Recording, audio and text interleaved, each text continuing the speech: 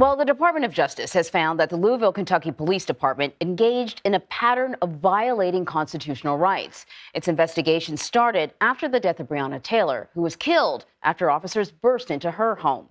So for more on this, I want to bring in Kirk Burkhalter. He is a professor at the New York Law School and director of the 21st Century Policing Project. Thanks for joining us. Let us get into this, because when I heard the press conference with the AG Garland yesterday, I thought, what are they doing right? Because it seemed like there were so many violations.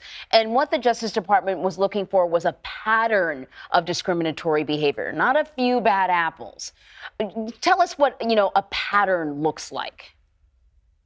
Well, good morning, Anne-Marie. And you hit the nail right on the head, the difference between a pattern and one or two folks misbehaving. A pattern is just a systematic behavior. It's a culture in the department. And that's exactly what the Justice Department found, that there was a culture specifically of discrimination against the Black members of the community, police using dogs and all types of racial epithets, and a failure of the internal and external oversight mechanisms to even identify and or correct this. So a pattern means basically your department as a whole is somewhat broken. And there are different levels of broken, obviously, but the department in Louisville certainly is broken to a large extent. So there were a couple of things that jumped out at me. The whole issue with no-knock warrants, which was what had happened with Breonna Taylor. And the other thing, too, was he identified something called the Viper Unit, I think it was called,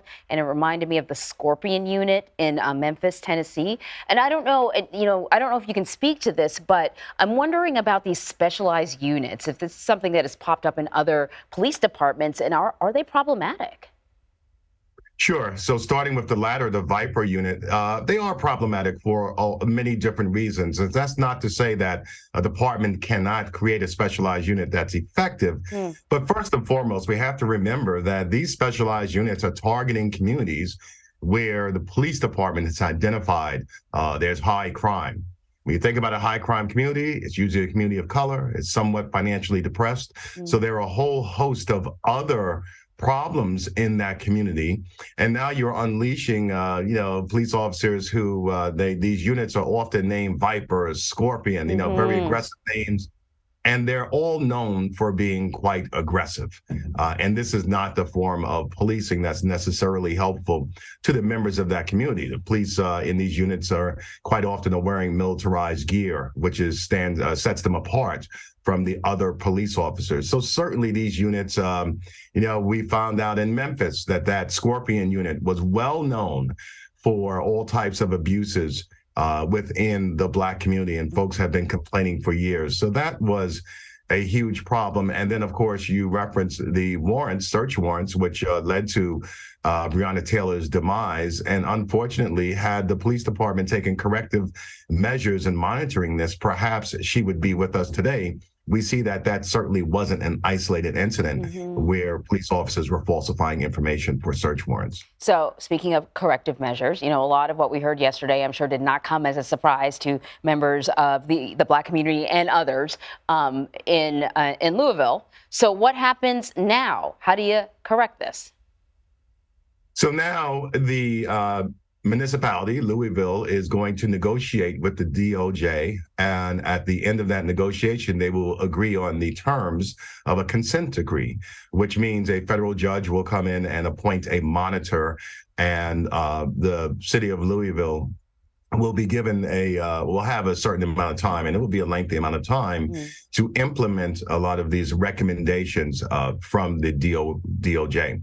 So a decree is not a magic wand. These are recommendations, and the key is that the municipality has to be willing to work with the DOJ to institute these reforms. Sometimes I tend to be a little skeptical, because after all, if someone wanted to do this, they would have been doing it already. It's kind of which came first, the chicken or the egg. Yeah, that's a great point. So speaking of that, this investigation took some time. I'm sure the people of Memphis are looking as well, because the Justice Department is investigating the Memphis Police Department. So it's kind of like a twofold question.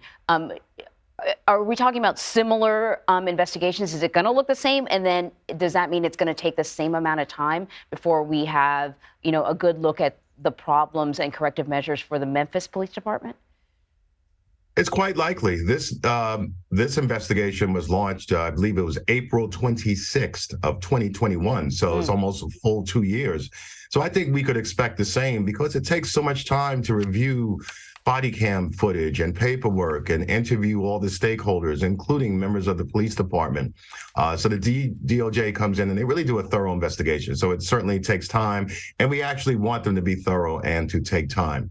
The problem is that when a police department knows that they are being investigated by the DOJ, that doesn't mean they have to wait until the report to take some corrective measures. And the best practice would be to, they could do what the DOJ is doing on their own and start to take corrective measures. So while the report will take some time, it doesn't mean the police department should or has to take that amount of time to institute corrective measures. That is a great reminder. These situations should be putting all police departments on notice to take a hard look at themselves and see if there's anything that they can correct in any way. Kirk Burkhalter, thank you so much.